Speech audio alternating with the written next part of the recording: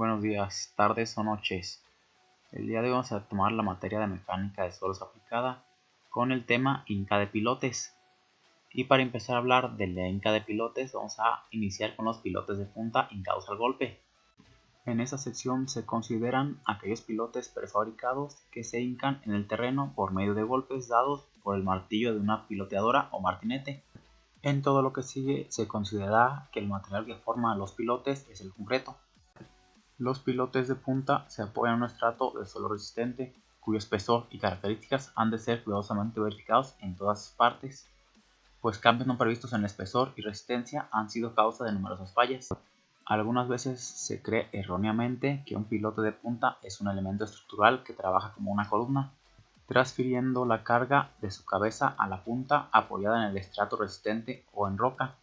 Esta idea lleva a diseñar a los pilotes de manera que sus esfuerzos no sobrepasen a los que se tendrían en una columna del mismo material, mismas dimensiones y sujeta a la misma carga axial. Sin embargo, la experiencia ha demostrado que las fallas propiamente estructurales en los pilotes son muy raras, que no deben ser consideradas como un evento posible en el diseño. Tanto la teoría como la experiencia han demostrado que no puede presentarse pandeo por falta de confinamiento lateral, aun los pilotes hincados en los suelos más blandos. Los esfuerzos de manejo previo al hincado sí pueden jugar un papel importante en el diseño de los pilotes, especialmente los esfuerzos de izado en los elementos de concreto preesforzado. Así, la capacidad de carga de un pilote de punta depende exclusivamente de las características del suelo en el que se apoya y del área de la sección recta. Antiguamente era costumbre hincar los pilotes hasta que ya no era posible introducirlos a mayor profundidad, bajo los golpes de un martillo autorizado por la práctica.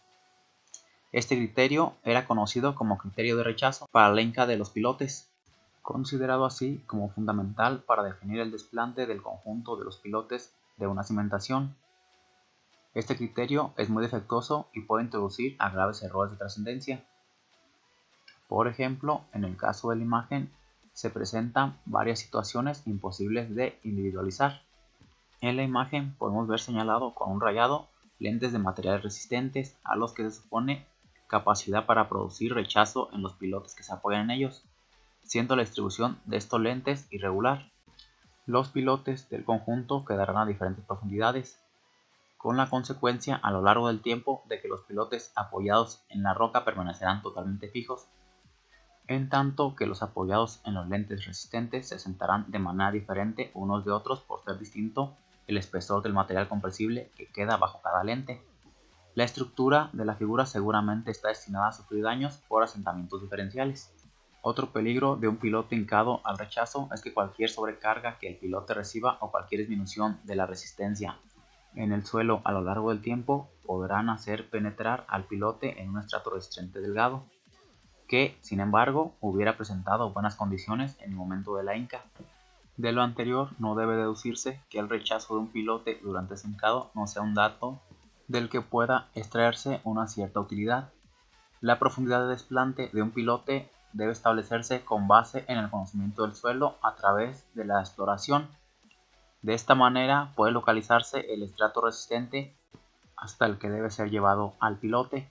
En este caso, el criterio de rechazo es una buena comprobación de haber alcanzado en la hinca el estrato deseado.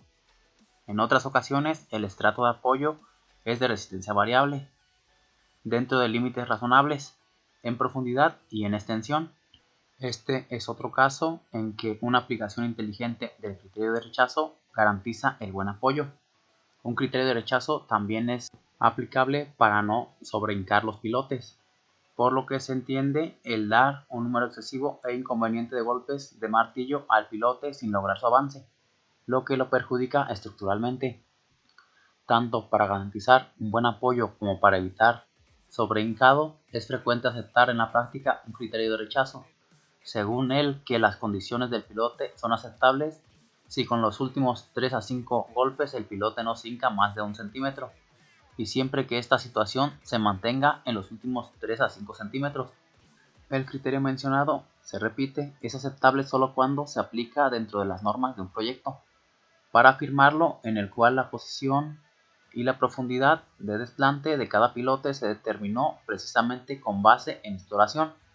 Si el rechazo se satisface lejos de las condiciones de proyecto, no debe considerarse aceptable y el proyecto o el método de hincado deberán verificarse cuidadosamente. La necesidad de llevar pilotes a profundidades de desplante previamente elegidas y correspondientes a estratos en plena garantía, en lo que se refiere a apoyo, plantea el problema de atravesar estratos de cierta resistencia, que dificultan la hinca, sin llegar a garantizar un apoyo permanente. Cuando estos estratos son de naturaleza friccionante, suele ser de buen resultado ayudar la hinca a golpes con la inyección de agua a presión. Los inyectores de agua, o también conocidos como chiflones, han de ser previstos y dispuestos con anticipación en el propio pilote, antes de construirlo. En la figura se muestran algunos dispositivos de inyección típicos. Los inyectores son tubos de 5 a 7.5 centímetros de diámetro, con estrechamiento en su extremo. Para inyección a través de arena debe de preverse un gasto del orden de 1000 litros por minuto por pilote, con presiones de agua del orden de 10 kilogramos por centímetro cuadrado. En materiales más gruesos, ambas cifras pueden crecer considerablemente. Los arreglos con un solo inyector en la punta del pilote son indeseables, pues se tapan y además tienden a formar un tapón compacto bajo el pilote, dificultando el hincado. En el mejor arreglo, los chiflones deben salir lateralmente y dirigidos ligeramente hacia arriba. El número de salidas de agua debe ser tal que produzca dispositivos simétricos en torno al pilote, pues de otro modo, este no baja vertical o se desvía de cualquier dirección que se desee. Los tubos fuera del pilote se despegan fácilmente de este y se desvían. La inyección de agua no es efectiva para atravesar mantos de arcilla o de suelos finos plásticos en general. Sin embargo, la experiencia ha enseñado buenos resultados en estos casos, siempre que en torno al pilote no se cierre el espacio que permita la salida del agua hacia el exterior. Cuando se hincan muchos pilotes ayudados por inyección de agua, debe contarse muy especialmente con la necesidad de eliminar el agua producto de la operación, lo que en ciertas zonas puede ser problemático. Por último, es preciso señalar que la operación de la inyección debe suspenderse por lo menos 1 metro sobre el nivel de desplante definitivo del pilote, pues de otro modo se corre el riesgo de aflojar el nivel de apoyo, disminuyendo su resistencia.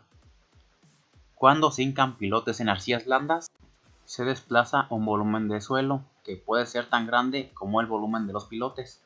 Esto va produciendo en el terreno un lomo que levanta estructuras adyacentes o los pilotes vecinos.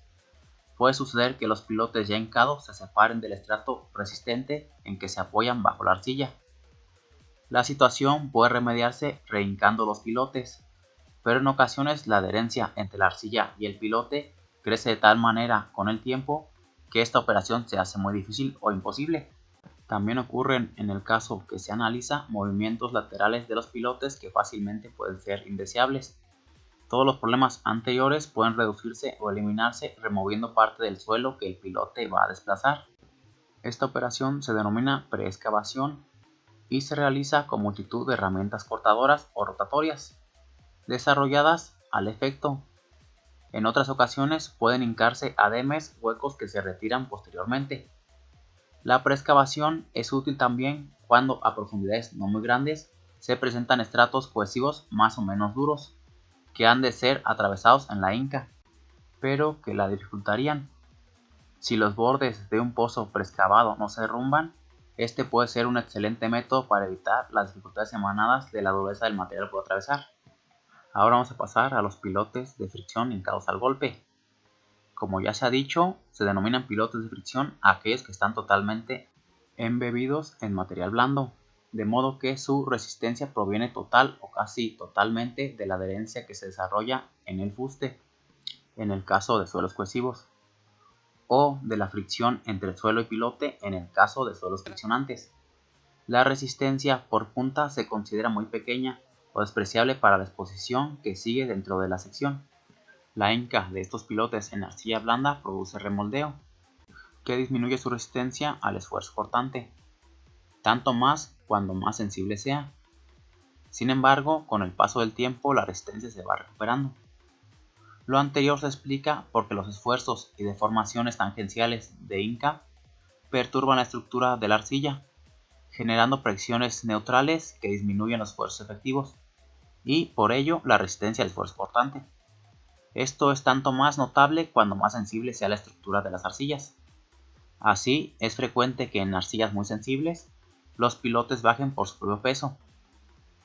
Con el paso del tiempo, se disipan las presiones en el agua en exceso de las hidrostáticas y se genera la resistencia al esfuerzo cortante en el suelo.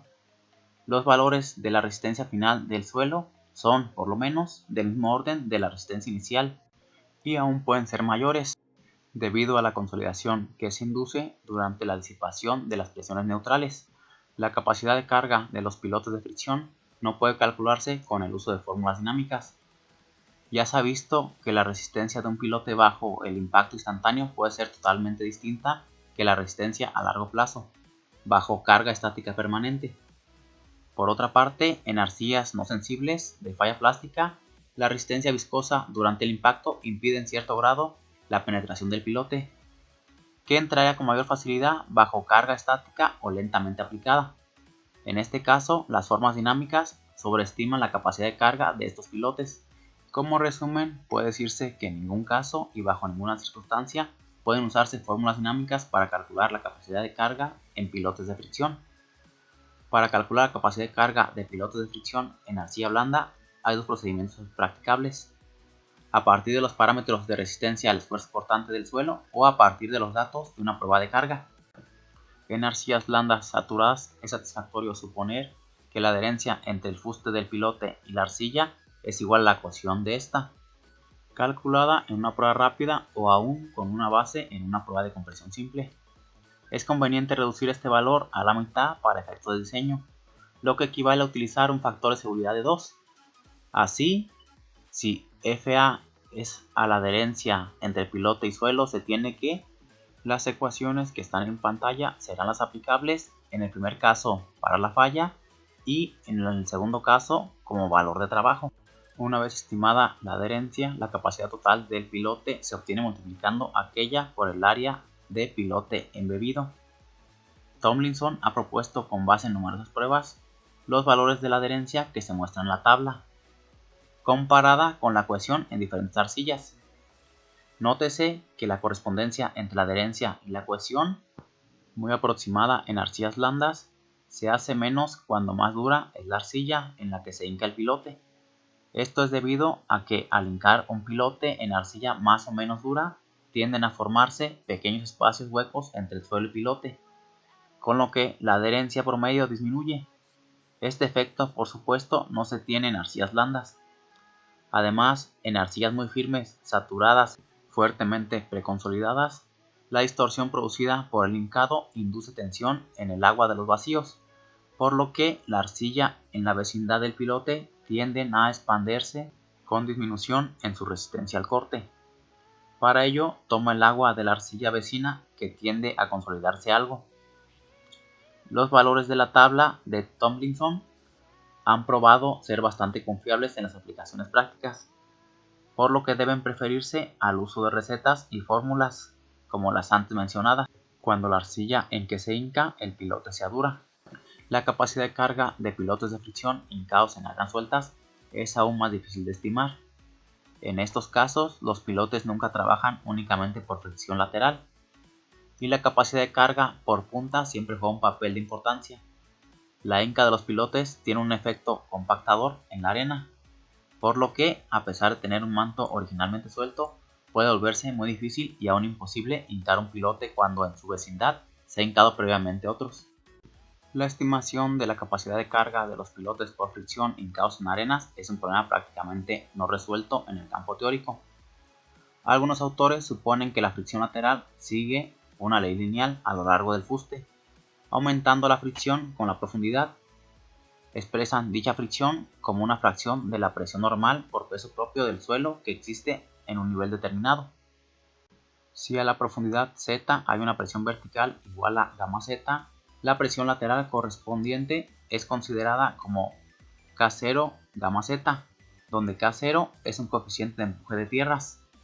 Esta presión, actuando normalmente al fuste del pilote, produce a lo largo de este y a la profundidad z una fricción que puede ser calculada con la ecuación que se muestra en pantalla, donde delta es el ángulo de fricción a considerar entre suelo y pilote.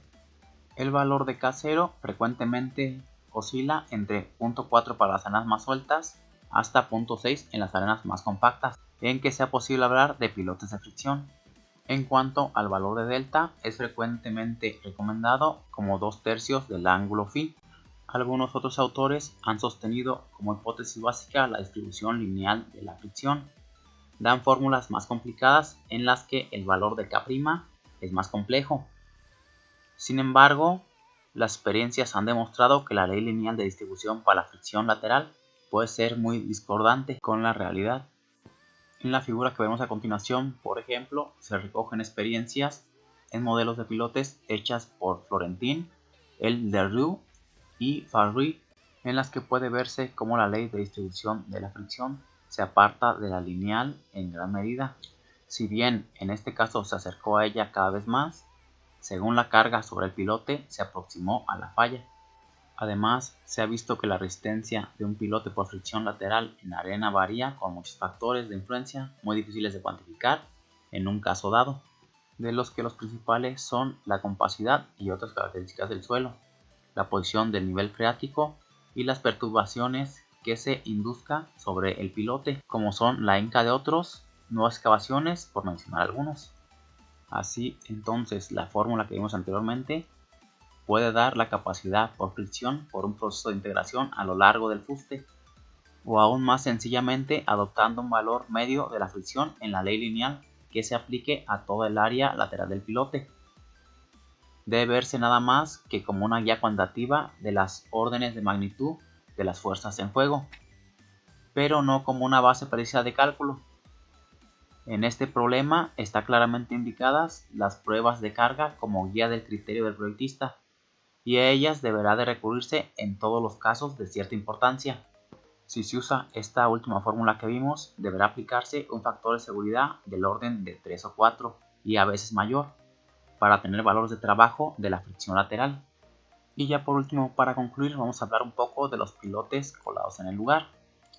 Existe una gran variedad de pilotes que se construyen directamente en el lugar en que definitivamente van a cumplir su cometido. Pilotes que no se construyen en otra parte para después ser hincados a golpes hasta su posición definitiva, como los que hasta ahora se han venido tratando. Genéricamente se denomina a estos pilotes colados en el lugar o pilotes colados in situ. Estos pilotes se distinguen y clasifican por los procedimientos que sirven para construirlos.